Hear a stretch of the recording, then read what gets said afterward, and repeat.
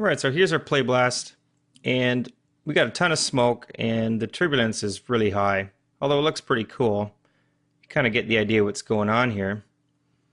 Okay, so let's just close this, and let's go into the shading of our fluid. And we've got a lot of dust here, so let's just bring this down here. It's pretty thick. Let's bring this down to somewhere around here, 0.2, say.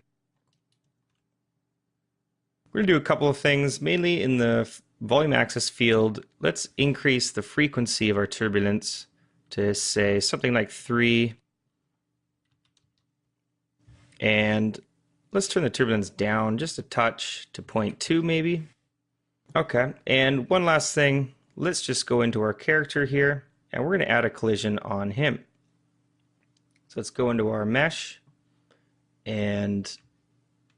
or let's select our fluid and select the dummy mesh, and go Fluids, Make Collide.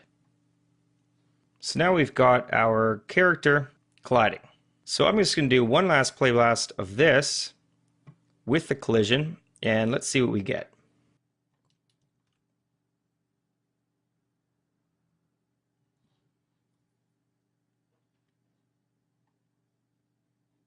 Okay, so here's our play blast now, and we can see we got a lot better swirly motion going on, and we got some good dynamics, although maybe it's a bit thin, so we can turn that back up in the shading. And also, I think I'm going to increase the turbulence just a little bit more, the frequency, and I'm going to reduce the away from center just a little bit. So say about 1.5. I'm going to reduce this and increase the frequency maybe to 5. And let's just bring the shading, bring the opacity up a little bit. And there we go. So now I'm just going to increase the resolution, and let's cache this out.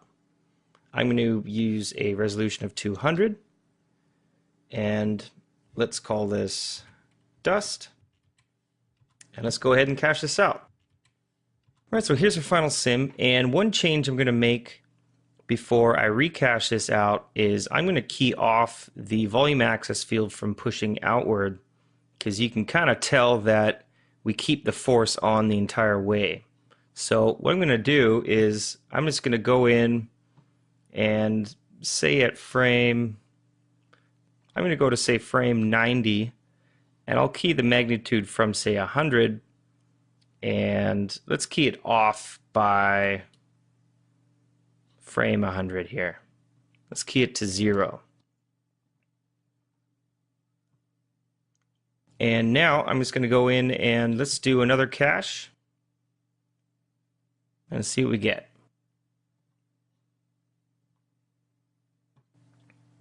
Alright, so here's our final sim, and it's looking pretty good. So that's it for this module. Now the next module, start setting up all the rendering for each one of these effects.